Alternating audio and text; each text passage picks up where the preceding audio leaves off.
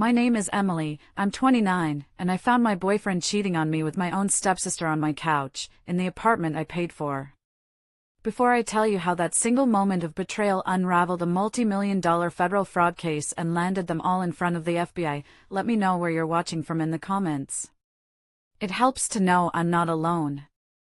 It all ended in a single, heart-stopping second, but the poison had been seeping into the foundations of my life for years. The final sound I heard before my world shattered wasn't a scream or a cry. It was a moan. His moan. A sound of pure, selfish pleasure echoing in the living room I had decorated, in the home I had built. I'd just gotten home early. A big client meeting for a software integration project, one I'd been leading for 6 months, had been pushed to the next morning. I was relieved. The stress had been immense, and all I wanted was a quiet night with Marcus. Maybe we could order Thai food, open a bottle of wine, and just talk. We hadn't really talked in months. The thought felt like a luxury. As I walked down the hallway toward my apartment, I could hear music. It was faint at first, a thumping bass line vibrating through the floor. As I got closer, I recognized the playlist. It was the high-energy, aggressive workout mix he'd been obsessed with lately. It seemed odd for 7 p.m. on a Tuesday, but I brushed it aside. Maybe he was just blowing off some steam. I put my key in the lock, a sense of unease starting to prickle at the back of my neck. The door swung open, and the scene that hit me felt like a physical blow, knocking the air from my lungs. The music was loud now, pulsing from the Sonos speakers I'd bought him for Christmas. And there, illuminated by the soft glow of the floor lamp, was my boyfriend, Marcus. He was on the gray sectional couch that I had saved for, the couch I had been so proud of. And writhing on top of him, her blonde hair fanned out across my silk pillows, was my stepsister, Vanessa. My brain just stopped. The world didn't go silent or slow down. It became intensely, painfully sharp. Every detail burned itself into my memory. The way the light caught the sweat on his back. The empty wine glasses on the floor, my wine glasses. The way Vanessa's head was thrown back in ecstasy. And worst of all, right next to them, on the coffee table they'd carelessly shoved aside, was the digital photo frame I'd just given him for our 2-year anniversary.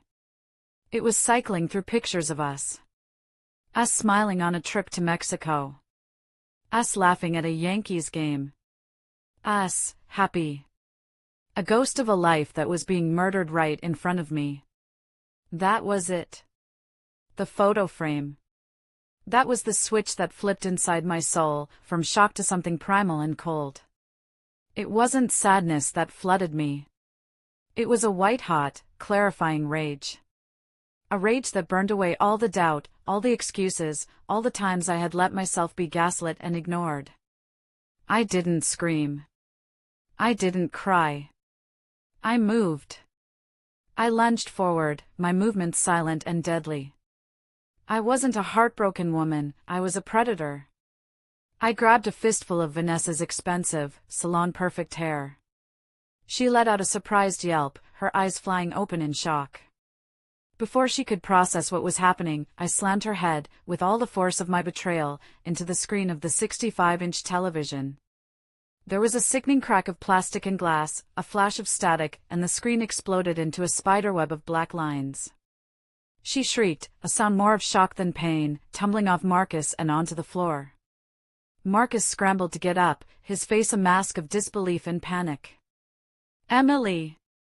What the hell?" he sputtered. I didn't answer. I met his eyes for a split second, and with a guttural roar, I shoved him with all my might. He was off balance, and he stumbled backward over the heavy oak coffee table, landing in a heap on the floor with a loud thud. I grabbed Vanessa by the arm, her skin slick with sweat, and dragged her, naked and sputtering, to the front door. "Get out of my house," I snarled. I yanked the door open and threw her out into the brightly lit public hallway. I turned back for Marcus, who was now cowering by the ruined TV. I grabbed him by the hair and hauled him to his feet. He was bigger than me, but in that moment, I was stronger. I shoved him out into the hall after her. The door to apartment 4D across the hall creaked open, and a group of college kids stared, their mouths hanging open, a mixture of shock and amusement on their faces. From 4B, my elderly neighbor Mrs. Rodriguez stepped out, her little dog yapping at her feet. Her phone was already in her hand, the red light of the camera glowing. Good. Let her record. Let the world see them for what they were. My clothes! Vanessa wailed, trying to cover herself. I walked back inside, scooped up the pile of their discarded clothing from the floor, and threw it out into the hall after them. "Here's your trash," I said, my voice a low, dangerous tremor I didn't recognize as my own. Then I slammed the door, shot the deadbolt, and leaned against it, my body finally starting to shake. I stood alone in the wreckage of my living room, the thumping music still playing its stupid, triumphant beat. I didn't fall apart. I walked over to the speaker and shut it off. The silence was deafening. Then, I calmly walked to the peephole. And with my own phone, I started recording their humiliating, frantic scramble for clothes in the public hallway. Not for revenge. For evidence. In that moment, I knew this wasn't just the end of a relationship. It was the beginning of a war. How does a 29-year-old lead software engineer, a woman who designs logical systems for a living, end up in a scene of such primal chaos? It didn't happen overnight. It was a death by 1,000 cuts, a slow erosion of my self-worth that I had allowed for far too long. My mother, Linda, is a kind, gentle soul who, after my father passed away, fell for Richard. He was charismatic and successful, and she was lonely. When they married, I was 16. And with Richard came his daughter, Vanessa, a year younger than me but already an expert in the art of manipulation. From day one, the dynamic was set. I was the quiet, studious, responsible one. Vanessa was the dazzling, demanding, golden child. I remember my high school graduation. I was valedictorian. I had a full academic scholarship to a top engineering school. During my speech, I saw my mom in the front row, tears of pride streaming down her face. Richard was next to her, checking his watch. Later, at the celebration dinner, he raised a glass. "To Emily," he said, with the enthusiasm of a man reading a grocery list. Now, on to more exciting news. Vanessa just made captain of the cheerleading squad. The entire family's attention swiveled to her as she preened. My academic achievement was a footnote. Her social victory was the headline. That was the pattern. My successes were quiet, expected. Hers were loud and celebrated. I poured my energy into my career, excelling in a male-dominated field, and into my relationship with Marcus. I met him at a colleague's party. He worked in marketing, and he showered me with the attention I'd never gotten from my stepfather. He made me feel like the center of the universe. When he moved into my apartment 8 months later, I was ecstatic. My salary was easily 3 times his, but I didn't care. I paid the rent, the utilities, the grocery bills. I bought him a car when his broke down. I funded his startup ideas that never went anywhere. I thought I was investing in our future, in our partnership. I was too blind to see I was just his sponsor. I remember one night, I was working late on a complex coding problem for my job, a project that would eventually lead to a major promotion and a significant salary increase. Marcus came in, sighing dramatically. "Still staring at that boring code?" he said, peering over my shoulder. "I don't know how you do it." He said it like a compliment, but the undertone was clear. My work was nerdy and incomprehensible, while his world of marketing and schmoozing was exciting and important.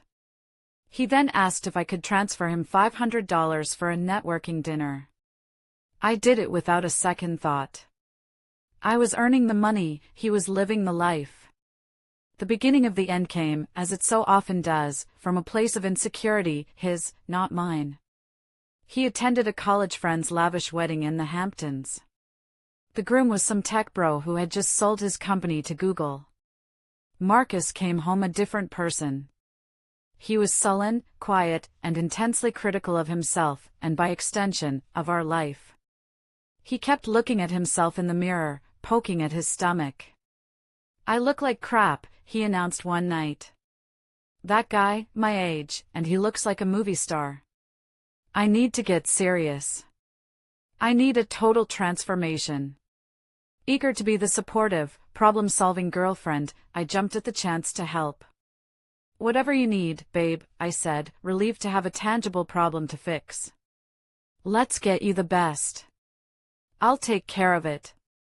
The next day, I signed him up for a membership at Elite Fitness, the most expensive, exclusive gym in the city. $180 a month, plus personal training fees, all auto-drafted from my bank account. I thought I was buying him confidence. I had no idea I was paying for the weapon that would be used to destroy me. A week later, he came home from his first session, buzzing with an energy I hadn't seen in months. "You'll never guess who I ran into," he said, his eyes gleaming. "Vanessa. Your stepsister. She's like a superstar trainer there. Everyone wants to train with her. She said she'd cut me a deal and train me personally." A small, cold knot formed in my stomach. "Vanessa?" I asked. "I didn't know you two were that close." "We're not," he said quickly, a little too quickly. "It was just a coincidence. It's perfect, right? Keeping it in the family." He laughed. I forced a smile. But the cold knot remained. The storm gathered so slowly at first, I almost didn't notice the change in the atmospheric pressure of my own home. The training sessions, initially scheduled for 3 days a week, quickly became 5. Then they started creeping later and later into the evening. He'd stumble in at 10, sometimes 11 p.m., exhausted and euphoric, smelling of sweat and a cloyingly sweet perfume that was definitely not mine. "It was an intense stretching session," he'd say, his eyes avoiding mine as he headed for the shower. "Vanessa is a beast. She's really pushing my limits." The expenses piled up at an alarming rate. $300 on a basket of protein powders and exotic supplements from a brand Vanessa recommended. $500 on new designer workout gear because, as Marcus explained, you have to look the part to feel the part. $1,000 on a high-tech cardio machine for the apartment, so he could do extra sessions on his off days. My money, my credit card. I was funding his transformation, and he was transforming into a complete stranger right before my eyes. My friends and family saw it. My sister, Jessica, who never trusted Vanessa, called me in a panic one afternoon. I saw Vanessa at the mall," she said, her voice tight with anger. She was with her friends, and I overheard her talking about Marcus. She was laughing, saying how she had him wrapped around her little finger and how he'd do anything she said. It was disgusting. "Please, you have to be careful." I confronted Marcus that night. I was calm, I was rational. I told him what Jessica had heard. His reaction was explosive. "Are you serious?" he yelled, his face turning red. "You're going to listen to your jealous little sister over me? I'm finally doing something for myself, finally getting my confidence back, and you're trying to sabotage it. This is what you always do, Emily. You can't stand to see me happy." He stormed out, slamming the door, leaving me standing in the kitchen, shaking, my own valid concerns twisted into a weapon and used against me. The gaslighting was so effective, I found myself wondering if I was the one in the wrong. The final, brutal clue came at our last family dinner together. It was for my stepfather Richard's birthday. The whole family was gathered at a stuffy, overpriced steakhouse he loved. I was trying my best to be pleasant, to maintain the facade of a happy family. Throughout the dinner, Vanessa was insufferable. She kept talking about her star client, Marcus, and his incredible physical progress. At one point, she reached across the table and squeezed his bicep, letting her hand linger for far too long. "All my hard work is paying off," she purred, looking directly at me. I felt a hot flush of humiliation crawl up my neck. I looked at my mom, who gave me a small, worried shake of her head. I looked at Richard, who was beaming at them like a proud father. "You two make a great team," he boomed. As she pulled her hand back, something glinted under the restaurant lights. It was a delicate silver necklace with a small, infinity loop charm. My breath caught in my throat. It was a gift from my grandmother, who had passed away 2 years prior. It was my most treasured possession. I thought I had lost it weeks ago. I had torn my apartment apart looking for it. And there it was. Around my stepsister's neck. Our eyes met across the table. There was no pretense, no denial. Just a tiny, triumphant smirk that played on her lips. She knew that I knew. She put a hand to her chest, a deliberately casual gesture, drawing my attention to the stolen piece of my life she was wearing so brazenly. It was a declaration of war. It was a power play. She was telling me, without words, I can take anything I want from you. Even this. In that moment, I didn't need proof of the affair. I didn't need to catch them in the act. I knew. I knew my boyfriend was sleeping with my stepsister. I knew they were enjoying making a fool of me. And I knew it had to end. My only question was how. The night of the cancelled meeting, as I drove home, my mind was a whirlwind. I wasn't going home to surprise him anymore. I was going home to end a chapter of my life. I parked my car in my designated spot in the building's garage and just sat there for a full 10 minutes, the engine off, the silence of the concrete tomb pressing in on me. I was trying to piece together the timeline. How long had this been going on? How many lies had I swallowed? How much of my life, my money, my love had I wasted? Then, a flicker of a memory, like a corrupted file in my brain. A weird email I'd gotten a few weeks back. It had been buried in a sea of work notifications and spam. I'd glanced at the sender, DM, and a subject line that said regarding Vanessa, and I'd dismissed it as junk, dragging it to the trash folder without a second thought. Why would a stranger be emailing me about Vanessa? On a gut instinct I still can't explain, I pulled out my phone, my fingers fumbling as I opened my mail app. I navigated to the trash folder, my heart pounding a frantic rhythm against my ribs.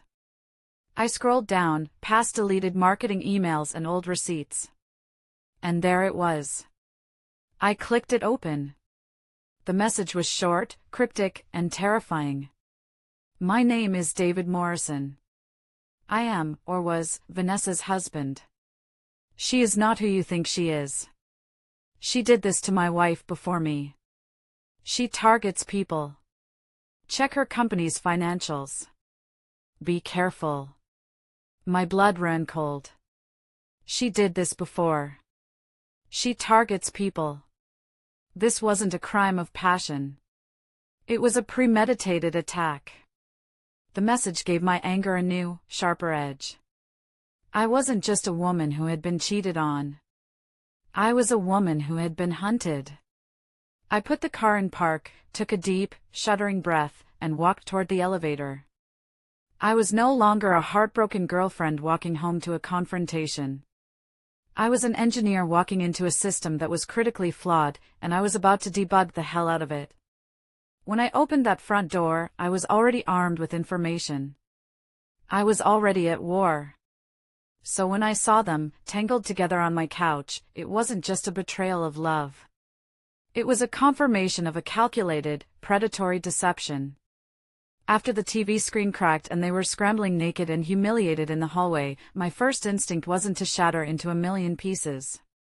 It was to build a fortress. After slamming the door on their public humiliation, I stood in the silence of my ruined apartment. The adrenaline was a high-pitched ringing in my ears, but my mind was eerily calm. I didn't cry. I didn't scream. I walked over to my desk, sat down in the ergonomic chair I'd bought for my long hours of coding, and went to work. Marcus thought he was clever. He was a smooth-talking marketer who thought the world ran on charm and deception. But he was an amateur messing with a professional systems architect. He had connected all his devices, his phone, his tablet, his laptop, to my home network. My network. He'd even complained a few months ago that he didn't know how to set up his cloud backups properly. "You're so smart with this stuff, babe, can you just handle it?" he'd asked. He had no idea that in his laziness, he had given me the master keys to his entire digital life. I didn't need his passwords. I had root access to everything. Within minutes, I was in. I bypassed his flimsy security protocols and started a full data extraction. The text messages were the first thing I found, a 4-month-long chronicle of their sordid affair. They were graphic, sickening. They mocked me, calling me the workhorse and the ATM. They'd done it in my bed while I was on a business trip. They'd done it in his car, the car I paid the insurance on. He'd used the emergency credit card I gave him, my card, to pay for lavish hotel rooms for their afternoon trysts, booking them under a fake name. The rage burned, but it was a cold, focused fire now. I meticulously saved every message, every timestamp. This was the evidence for the restraining order. But I kept digging. I'm an engineer. I'm trained to look for patterns, for anomalies in the system. And I found one. It wasn't in the texts. It was buried deep in his financial folders, in a subdirectory he'd cleverly mislabeled old college projects. Tucked away were scanned documents, complex spreadsheets, and a series of invoices that made my blood run cold. And that's when the true, horrifying picture came into focus. It wasn't just an affair. It was a sophisticated, criminal enterprise. My breath caught in my throat. I stared at an invoice, sent from a company called Elite Fitness Physical Therapy to Marcus's health insurance provider. The claim was for a 12-week course of treatment for a torn rotator cuff. A torn rotator cuff he never had. I cross-referenced the dates with our shared calendar. On one of the alleged physical therapy dates, we had been in the Poconos for a weekend getaway. I scrolled further. Another claim for chronic lumbar strain. Another for post-trauma rehabilitative services. They were all signed off by a supervising physician I'd never heard of. The total billed to his insurance was over $15,000. Then I found the master spreadsheet. My heart hammered against my ribs. It listed names, dozens of them, all male clients at Elite Fitness. Next to each name were their insurance details, their social security numbers, their dates of birth. And in the final columns, payout amounts. Tens of thousands of dollars. Hundreds of thousands. It was a ledger of their crimes. The affair wasn't the goal.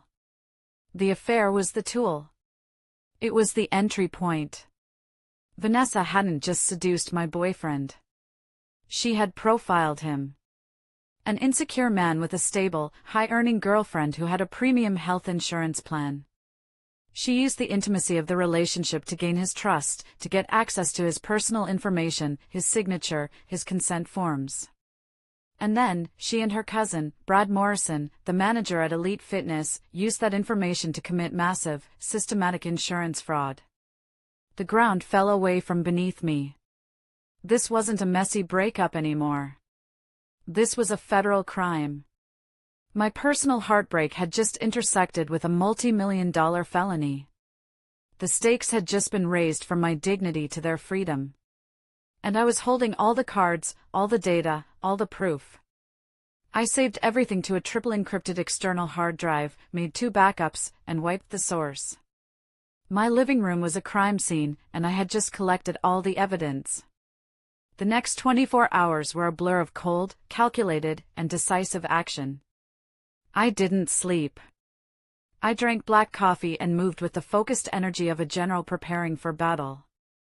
At 7 a.m., I had a locksmith at my door, changing every lock. At 8 a.m., I had a junk removal service hauling away the couch, the coffee table, and the broken TV. I wanted no trace of them left in my home. I packed every single thing Marcus owned, every shirt, every shoe, every stupid gadget, into black trash bags and left them in the building's industrial dumpster. At 9 a.m., I was on the phone with my lawyer. Not a divorce lawyer. I found a former federal prosecutor who had started his own firm specializing in financial crime and racketeering cases.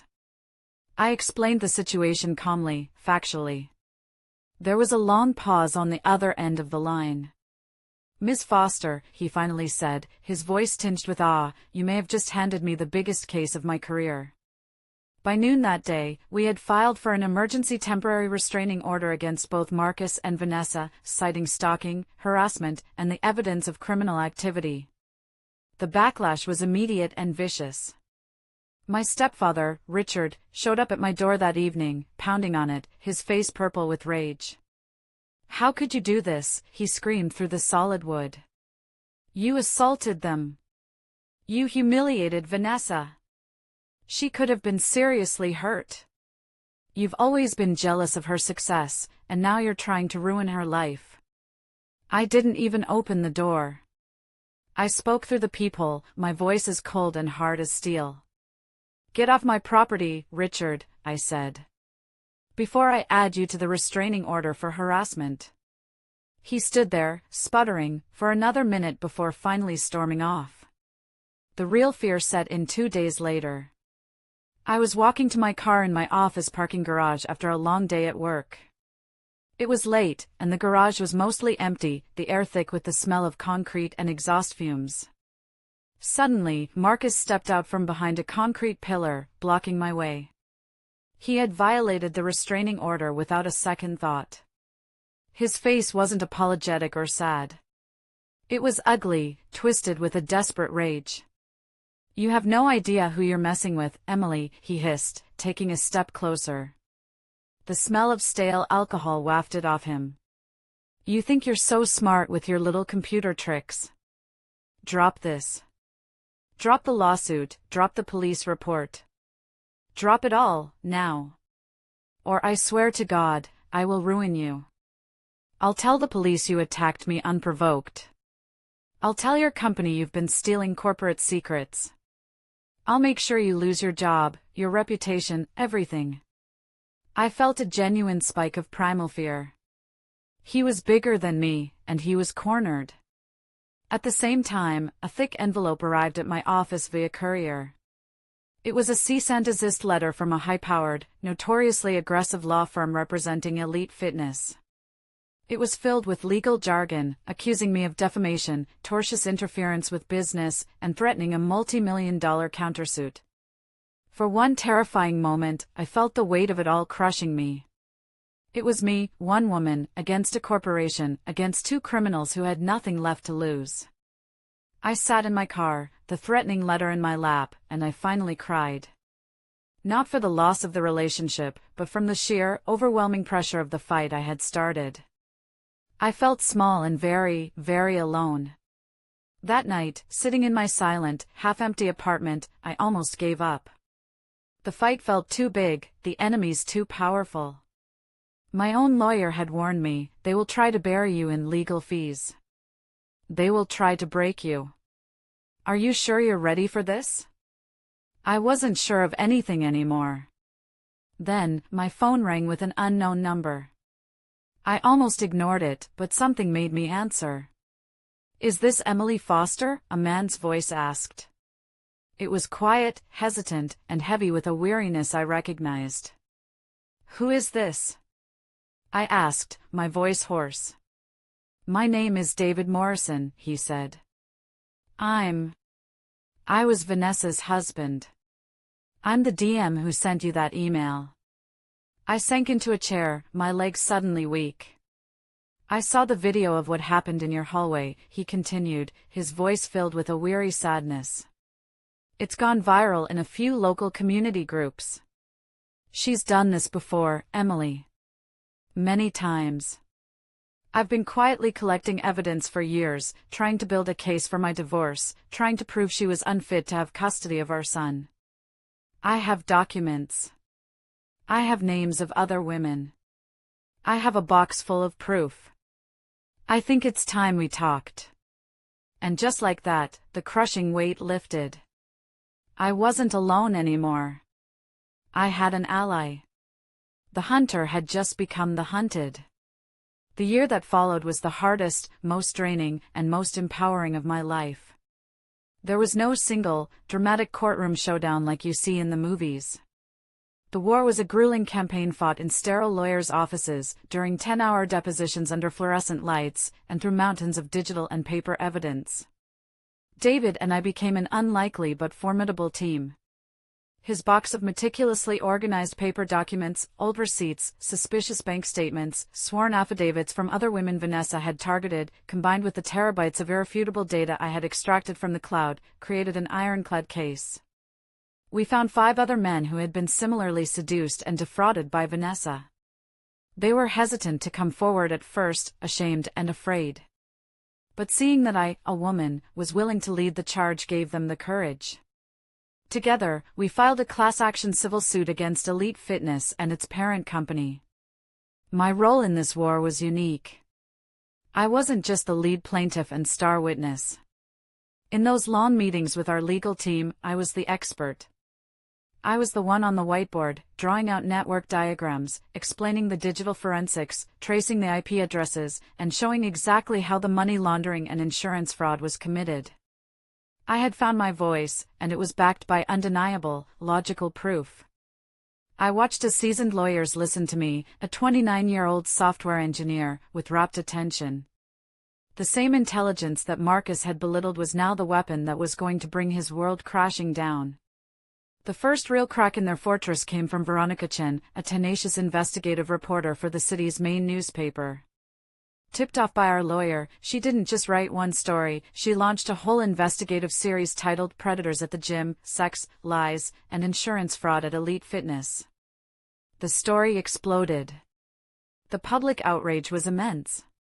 With the clear evidence of wire fraud crossing state lines that I had provided, the FBI, which had been quietly monitoring the situation, officially launched a federal investigation. The end came not with a bang, but with a series of quiet, devastating surrenders.